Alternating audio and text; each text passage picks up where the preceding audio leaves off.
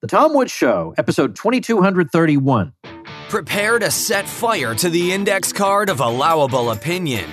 Your daily dose of liberty education starts here. The Tom Woods Show. Come on now, folks. If you ain't going to start that side hustle now, then when? Check out my free ebook, 5 Paths to an Online Income, where I take you step by step through 5 things that I do that keep food on the Woods household table and how you can do them too. Check it out at pathstoincome.com. Hey folks, Tom Woods here. We have our old friend Jeff Deist here on the program, of course, president of the Mises Institute.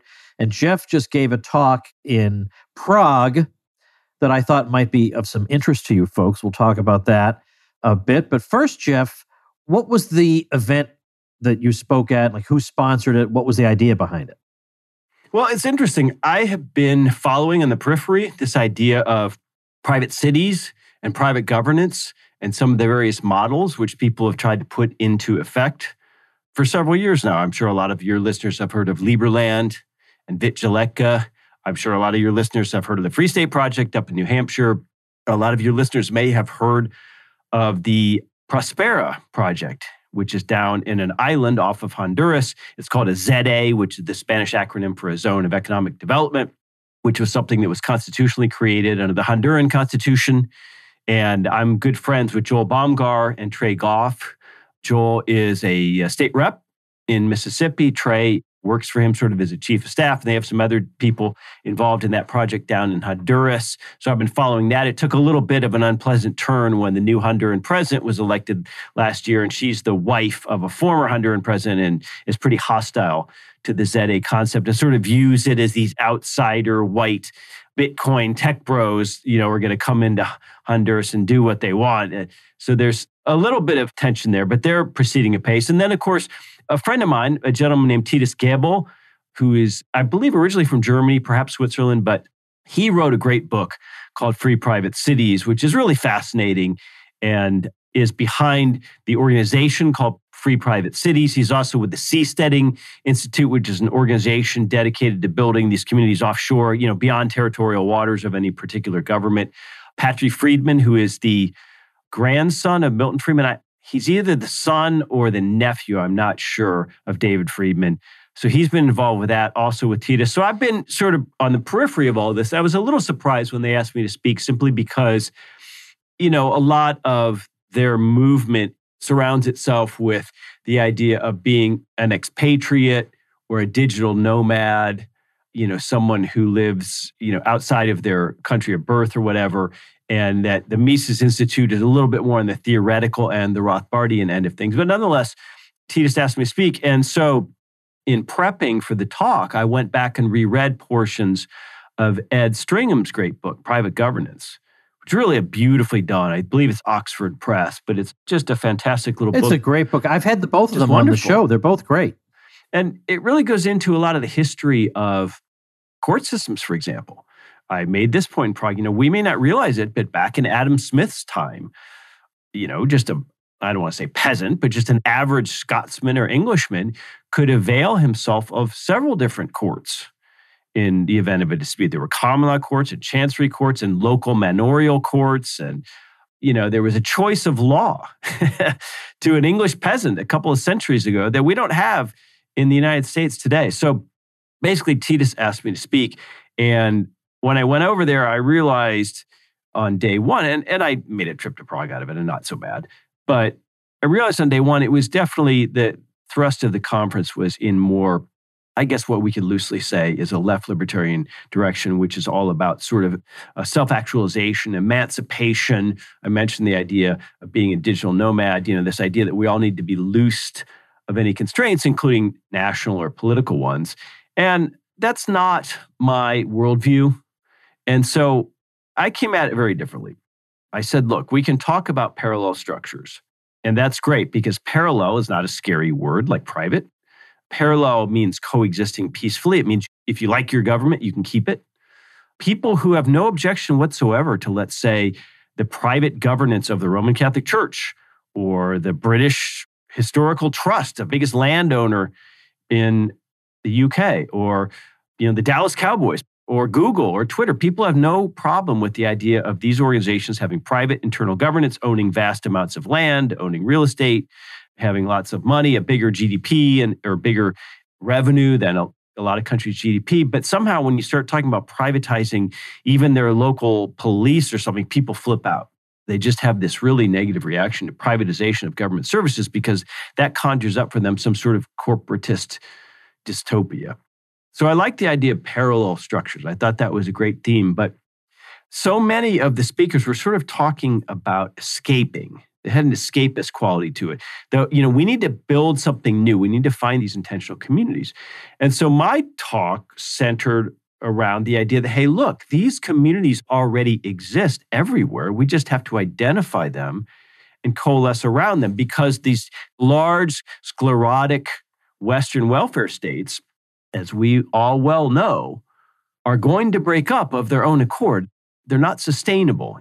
Either the United States with its military empire or the EU with its terrible euro currency or the entitlement and pension problems in a place like Italy or Greece. I mean, these are just intractable problems for which there are no ready solutions. Not to mention here in the United States, by the way, we have what they call the fiscal gap, an entitlement gap of something like $200 trillion with a T between what we're likely to bring in taxes over the next 30 to 50 years and what we're likely to owe old people who would very much like to get Medicare and Social Security in those same 30 to 50 years. So we know that these structures, these political entities under which we're forced to live in the West are not long for the world. So what are some of the communities which already exist? And this idea that we have to move away and go live on an island or in a pod 11 miles off the ocean or all these things, it's like, well, I think what we ought to be talking about is more of a commercial enterprise. How do we sell people better neighborhoods, cleaner, safer streets, better policing? How do we talk to soccer moms? How do we talk to old people, retirees?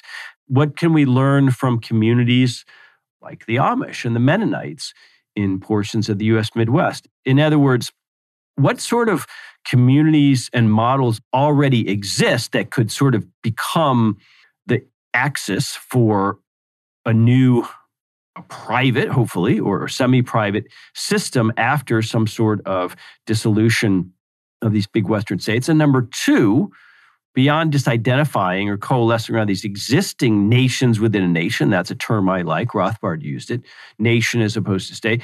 There's also, what would be the mechanisms for governing? How would we handle property rights? How would we handle violence? How would we handle disputes? All the things that we think of that the government has to provide for us. Well, it turns out we have hundreds and hundreds and hundreds of years of common law mechanisms which are available to us already. We don't have to reinvent the wheel. We don't have to write a brand new constitution. We don't have to have a strange or foreign or scary new set of laws. A lot of what we think of as the grease that makes a good or happy society possible has already been figured out by human beings over many centuries of tough trial and error. And of course, the beauty of common law mechanisms, and Ed Stringham goes into this in his book, is that they can be very, very exacting in terms of the particular geography and circumstances of a newly created community, the temporal elements of it. What's happening in the world now, stealing a man's horse a few hundred years ago versus stealing a man's horse today might require a different punishment. And so questions of proportionality, all of these things can be handled using just old common law concepts. And we don't need a legislature. We don't need a centralized legislative body or a centralized government to do this. We can basically do this voluntarily, which is to say privately. So to sum it all up, I tried to make my talk much more realistic. To say, let's make this model. We're trying to figure out how to create new private societies. Let's make the model fit the market rather than trying to force the market to come to us and go live in Honduras or something. And I'm not criticizing that project whatsoever. Again, I love Joel Baumgar and I think what they're doing down there is great, but I don't think it has mass appeal. And so in keeping with sort of my worldview, the Rothbardian outlook, I tried to give a talk that was more realpolitik, I guess, for lack of a better term, because private still sounds scary to people. But all of these sort of natural communities, I think people can look at that and sort of nod and say, yes, we could potentially govern ourselves. All right. So I liked it a lot because I've been, of course, wrestling with and thinking about these ideas for a long time. And you have the immense talent of making my crazy ideas sound reasonable. Sometimes I can do that. Occasionally, I can make my ideas sound reasonable and not scary to the general public. But yet there is a sense in which the way you put it is, in fact, for some reason, scary to certain types of libertarians. I mean, what was your sense of the reaction to your talk? Well, the first thing is this was a mostly European audience. The European Students for Liberty organization was there, represented with a booth and some others. And I would say, generally speaking, at least I don't like the term social issues, but I would say, if we're going to use that issue, I would say that European libertarians tend to be a little more left of American libertarians, tend to be less focused on just property and markets and the blocking and tackling stuff, but more on this sort of loftier ideas of liberty in our lifetimes. And that was really the theme of the conference is, hey, look, we're all struggling under these governments. They're murderous. They have their endless wars. We've got NATO now. We have currencies which are just absolutely degrading us. We have divisiveness caused. Look at this ridiculous midterm we've got coming up. And we all want out from under this. And we want that sooner rather than later. We don't want that 100 years off.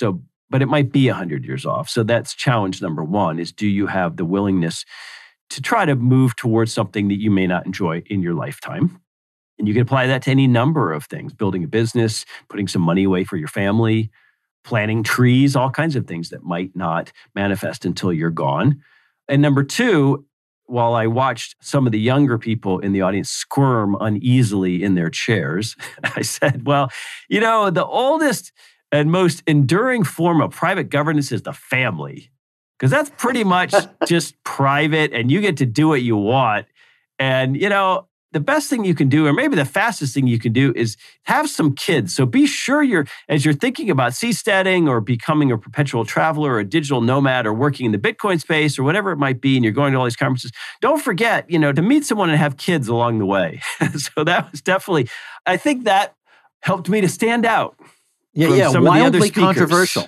Yeah, wildly controversial. Maybe you should think about having kids. Maybe there's more to this than just my personal satisfaction. It's like I just have this 3-ton right-wing elephant that I just drag around with me everywhere I go, Tom.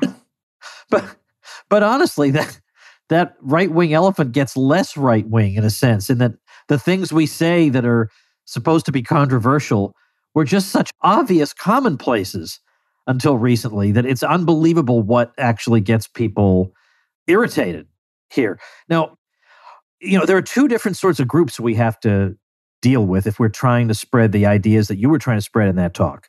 And one is the normie, non-ideological person. And that person, I almost feel like I'm not really aiming at right now because there's too much to bring them up to speed on. You don't start with somebody by saying, well, we can resolve our disputes without a monopolistic court system. No one, a normie is not even going to be able to compute that at all.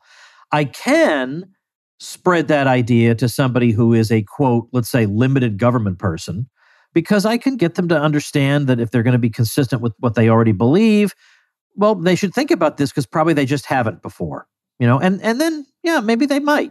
And that's generally what I've succeeded in doing. So on the one hand, we have the normies who I think, as I say, in fact, if I even argue with a normie and they want to ask me how would the roads be handled or courts or whatever, what I generally say is, how about we'll stipulate for the sake of argument that the government will provide the courts and the roads, okay? Now let's just talk about all the other things. And if I can convince them on the other things, then they will see the light on the roads and the courts someday. But I see it as a huge, huge rhetorical mistake on the part of libertarians to start with the toughest arguments of all. Now, you were able to get away with it because you were talking to an audience of people who presumably shared at least, some of your first principles about avoiding monopoly, avoiding coercion. So having said all that, Would you say that the people at this conference generally were ANCAPs, like full on, or are they looking basically to build little minarchist societies here or there with governments that have new and better constitutions that'll work this time? I would say they were generally anarchists. I would say it was a younger crowd. I would say it's an impatient crowd. There's nothing wrong with that. These are people who feel like perhaps we've done theory and debate and influence to death, and it's time to go out there and build. So I admire that. There is something to that. Right. Absolutely. I like the term commercial. I mean, again, people don't bat an eye at vast corporations controlling all kinds of things privately and having internal governance. Now, sure, if you work at Google and in a Google building in this vast, Google has billions and billions of dollars and, tons of real estate and all kinds of people. And you could say that that's sort of a little community or an intentional community or almost a form of private governance unto itself. Now, obviously, I understand if you shoot someone into Google building, then the outside state or federal or local laws are going to apply and this and that. But nonetheless, I mean, you can go a long way with, I think, a commercial model and just say, look, we're trying to sell you things. And to sell you things, we have to market and we have to, have some sort of an entrepreneurial discovery of what you actually want. And it has to be win-win and all kinds of things. So I think that approaching it more as an entrepreneurial or business matter rather than a political matter is the way to go. All kinds of people use private services of many stripes that they could theoretically get from government. I mean, lots of people go to private doctors, even in countries with socialized medicine, for example. Lots of people use private toll roads. Lots of people pay extra to live in some sort of gated community or have some sort of private security. I mean, I view this exercise as expanding those types of things and chipping away at those types of things rather than a more radical or utopian approach. But that's also because I'm in my 50s. I mean, these younger kids, God bless them. I mean, let them be radical and utopian in their approach because, maybe the harder they push, the faster this will happen. But I do think there's lots of nations out there already. I don't think we need to go to an island somewhere and somehow attract a libertarian nation. I think most nations, truth be told, wouldn't be very libertarian. And are we willing to accept that? I certainly am. Who am I to say how another area organizes itself? And I do think that the United States is going to lapse, not by design, but by default, into a series of what Hoppe has this great term called implicitly seceded territories. And we've already seen that to an extent. If the Trump administration says, well, we're going to have some sort of immigration ban. No Muslims from these 7 or 10 countries are allowed to enter the United States. And, Gavin Newsom in California says, no, we're not going to do that.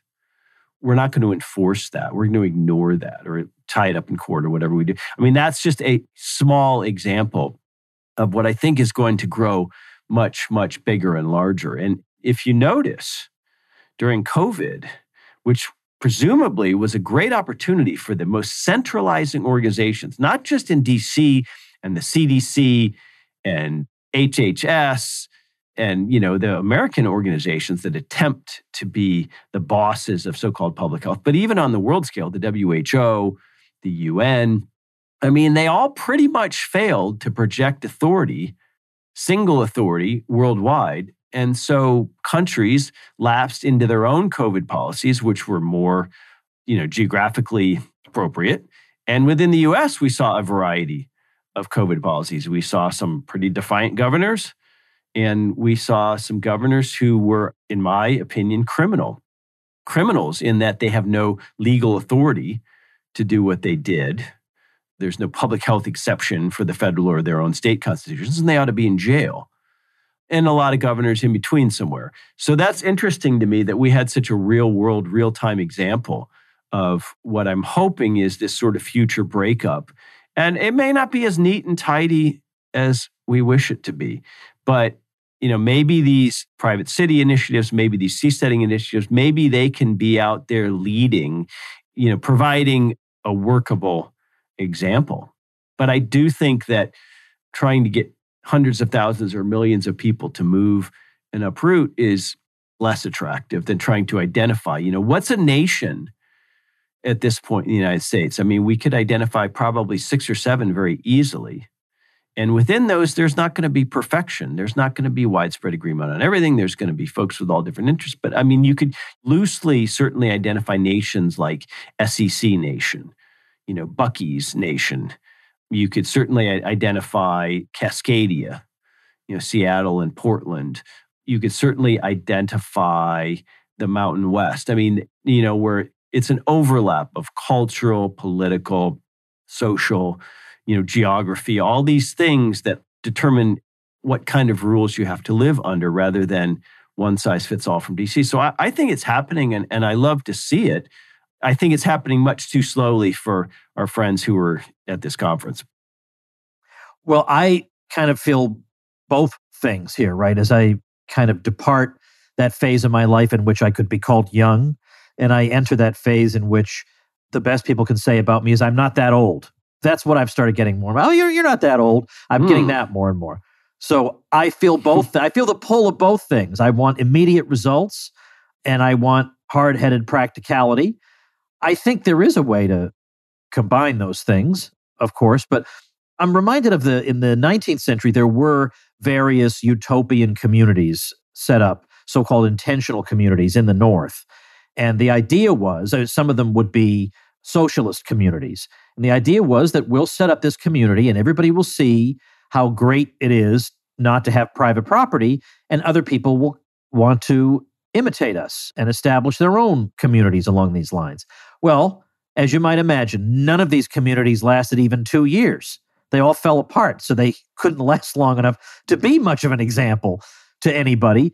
But also the principles on which these communities were based were not designed to be of general appeal. I mean, abolishing private property is not really of general appeal, or abolishing monogamous marriage, as was done in the John Henry Noyes community. Gosh, or Humphrey Noyes? Oh, the Oneida community, right? They eventually started producing flatware. Well, they had a community where there was no marriage. The 19th century reformist mind believed that you could have a perfect society if you could simply get rid of various obstacles that were in man's path. So that would be alcohol, ignorance, private property, rivalrousness because, I have a prettier wife than you do kind of thing. And if we could just get these things out of the way, we would be off to the races. We don't view it that way. We don't say, if we could get the state out of the way, we'll have utopia. I just want a place that's livable and where I don't feel like I'm at war with all of society 24 hours a day. That's a much simpler ask than what these 19th century utopians were asking for. Well, of course. And there's no reason that we need to have communes or to have societies that don't comport with human nature. I mean, we all know the story of Bernie Sanders. He wouldn't wash the dishes and he was a bad roommate and he couldn't even succeed at that. And so what we have in the real world every day is market entrepreneurs waking up and trying to figure out ways to satisfy us and get our money. I think that's the way to look at this. This is about services. This is about selling people services and hopefully, as you do this, diminishing their appetite from these so-called services from the state. So, private security, take Disneyland as an example. I mean, yes, there's an entry fee, but within Disneyland, the Disney security has every incentive not to escalate, not to cause scenes. It's the happiest place on earth. If someone's shoplifting, they try to deal with that very, very quietly. They don't want to go out there and club the guy because unlike the Anaheim Police Department, they can be sued civilly if they club the guy potentially. So there's all kinds of reasons that, Disney with its entry fees and with its rules, they don't want people getting too drunk, all kinds of things, has a bit of an oasis feel. You don't have to imagine a utopia. You just have to imagine the market because the market is utopia compared to 30 years ago. I mean, if you consider a modern smartphone versus a flip phone of, I guess, the 80s or something, were they flip phones then? I don't know. That's almost unthinkable, right? So we don't have to design this stuff. It can happen on its own if we just sort of expand the marketplace. And the best book here, along with that Stringham's book, is Hans Adam II in Liechtenstein. He wrote his book Governance in the Third Millennium. And it's just an absolutely fantastic book. He lays out a very pragmatic case. It's not pie in the sky stuff. He understands political reality. He's definitely not an anarchist. He understands European history and war and territories and property and all kinds of stubborn attachments that people have, language, et cetera. But basically he says, look, we have evolved as human beings from a system of feudalism and then monarchs, into 20th century democracy, despite all of its imperfections, and that the next evolution for human society is basically what we could call private governance, which is that governments stop viewing themselves as rulers of subjects and start viewing themselves as competitive service providers. And they do that because we sort of force them to do that. But it's a really fascinating read. And, again, he's not a pie in the sky guy. So I like the idea of viewing this as an entrepreneurial for-profit task rather than, either a utopian vision where we all have to go off into the woods or to an island somewhere, or that we need to change the human nature of millions of people to get them to go along with our program. I mean, if you have to force people to do something against their nature, then obviously that's not a market approach. Right.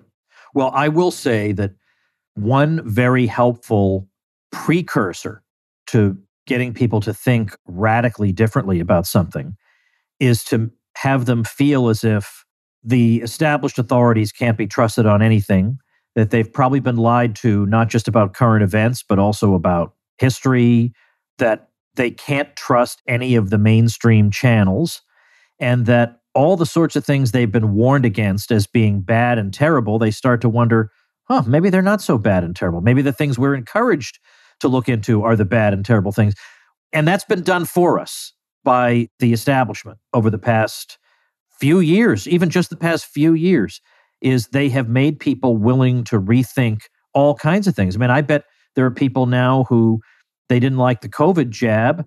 I bet there are people because of that who have said, I wonder if any of the vaccines out there are okay. That's surely that's happened. Mm-hmm. So I think you now have a lot of people with more open minds than ever because they do not trust the establishment and they are willing to think outside the box because they know that inside the box, that's where hell is.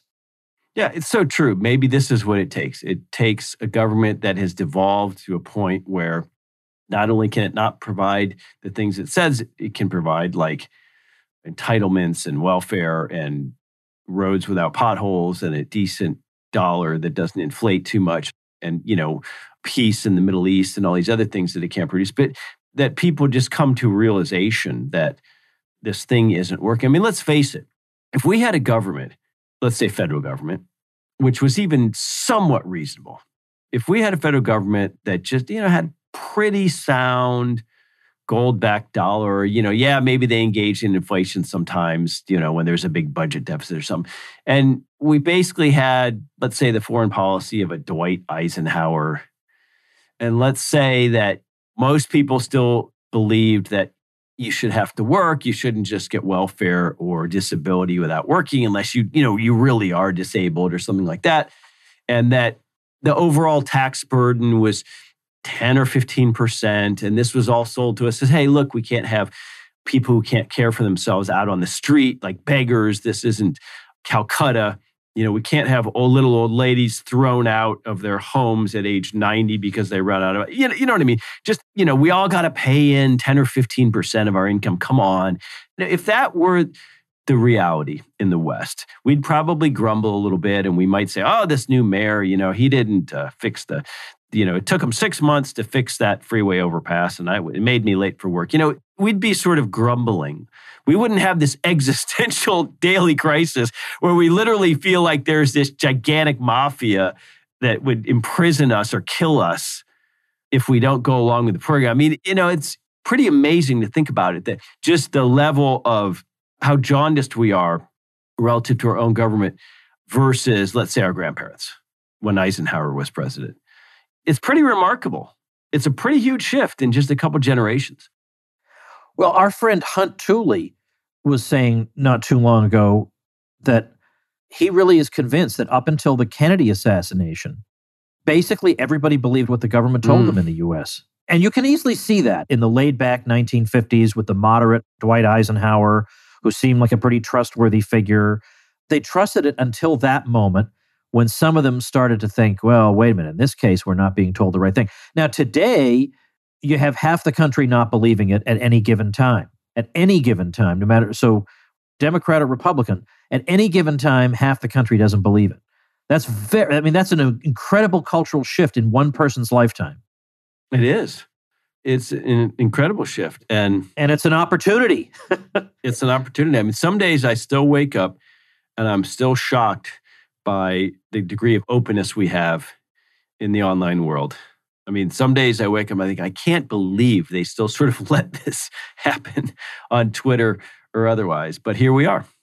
Yes, indeed. Well, I assume, is there any news coming out of the Mises Institute these days? You've just had the Supporter Summit a few weeks ago, which I attended. Indeed. And we are expanding our graduate program. Our master's degree program is going full guns. And we are sort of drafting all off of that to build a very, what we're going to call a truly quick and dirty executive MBA, an Austrian MBA, an alt MBA. So we are going to be offering an MBA without any fluff, let's just say. You won't be taking any DEI classes in our MBA. You'll just be learning some decidedly different Austrian ways of looking at the world. And look, there's all these MBAs out there right now, and most of them are executive. They're these weekend things. And so a lot of the big schools are playing off their names, like a Harvard MBA, a Harvard Executive MBA, because all kinds of people who can't get into Harvard can nonetheless just pay, or more likely their employer pays.